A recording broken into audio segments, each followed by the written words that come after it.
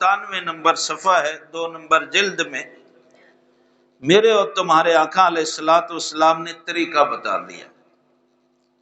میں پہلے واضح کر دوں، اس علم کی بنیادی جو بات ہے وراثت کی، جب بھی کوئی گھر کا سربراہ فوت ہو تو بنیادی طور پر کرنا کیا چاہیے؟ اس فوت ہونے والا جو گھر کا سربراہ فوت ہوا ہے، اس کے مال سے سب سے پہلے اس کے غسل اور کفن اور قبر کے اخراجات علاقائی صورتحال کے پیش نظر میت کے مال سے کیے جائیں۔ غسل کا خرچہ، کفن کا خرچہ، قبر کا خرچہ، یہ سب سے پہلا حق ہے میت کے جو اس نے مال چھوڑا ہے۔ پھر دوسرا کیا ہے بھائی؟ دوسرا حق یہ ہے کہ اگر اسے دفن کرنے کے بعد، دوسرا حق یہ ہے کہ اگر اس پر کوئی قرضہ ہے تو وہ قرضہ سب سے پہلے ادا کیا جائے، قرضہ ادا کیا جائے۔ تیسرا یہ ہے کہ اگر اس نے اپنے فوت ہونے سے پہلے ایسے کسی رشتہ دار یا محلے دار یا کسی بھی کے لیے کوئی وصیت کی ہو جن کا حصہ قرآن شریف میں اور حدیث میں نہیں آیا، کیونکہ جن کے حصے قرآن کریم میں آ گئے ہیں، حدیث میں آ گئے ہیں، ان کے لیے وصیت نہیں ہوگی، کیونکہ اللہ تعالیٰ نے ان کے حصے مقرر کر دیے ہیں، وہ حصے دینے فرض ہیں، ٹھیک ہے؟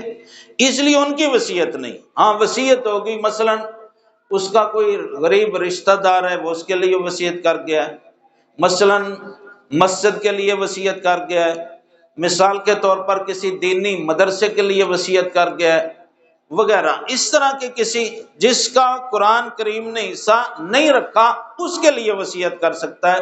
تو تیسرا حق یہ ہے میت کے مال کا، اگر وصیت کی ہے، اور اس کے لیے شرط یہ ہے کہ کل مال کے تیسرے حصے تک وہ وصیت ہونی چاہیے، اس سے زیادہ وصیت اگر کرے گا بھی اس پر عمل نہیں کیا جائے گا۔ میں ایک مثال دیتا ہوں کہ فوت ہونے والے کی کل جائیداد 1,00,000 روپے ہے، مسئلہ سمجھنے کے لیے۔ اس نے کہہ دیا کہ بھائی میرے فوت ہونے کے بعد 50,000 روپے مسجد کو دے دینا، باقی تم تقسیم کرنا، تو اب مسجد کو 50,000 نہیں دیے جائیں گے، کیونکہ وہ 1,00,000 روپے کا نصف بنتا ہے، تیسرا حصہ نہیں بنتا۔ 1,00,000 میں سے 33,333 روپے مسجد کو دیے جائیں گے۔ میں مثال دے رہا ہوں، جس کے لیے بھی وصیت کی ہے، یعنی تیسرے حصے سے زیادہ وصیت پر عمل نہیں کیا جائے گا۔ یہ اللہ تعالیٰ کا اور اللہ کے نبی کا حکم ہے۔ اچھا، چوتھا اب طریقہ ہے کہ اب قرضہ بھی دے دیا، اس کے دفن کفن کے اخراجات بھی ہو گئے، اگر وصیت ہے تو اس پر بھی عمل ہو گیا۔ اب کیا کرنا ہے؟ اب میرے آقا صلی اللہ علیہ وسلم کا ارشاد سن لیں۔ قال رسول اللہ صلی اللہ علیہ وسلم الحق الفرائض بأہلها فما بقی فہو لأولی رجل ذکر۔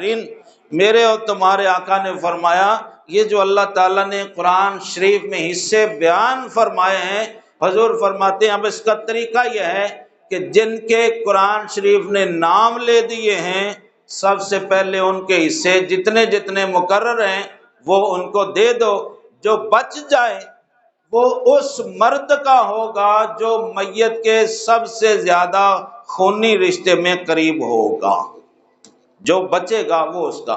اب ہر میت کی صورتحال چونکہ الگ ہوتی ہے، اس لیے میں یہاں متعین نہیں کرتا کہ وہ کون ہے، ٹھیک ہے؟ وہ صورتحال میت کو دیکھ کر فیصلہ کیا جاتا ہے کہ اس کا سب سے زیادہ قریبی رشتہ دار کون ہے، جن کو قرآن کریم نے دے دیے ہیں ان کے علاوہ۔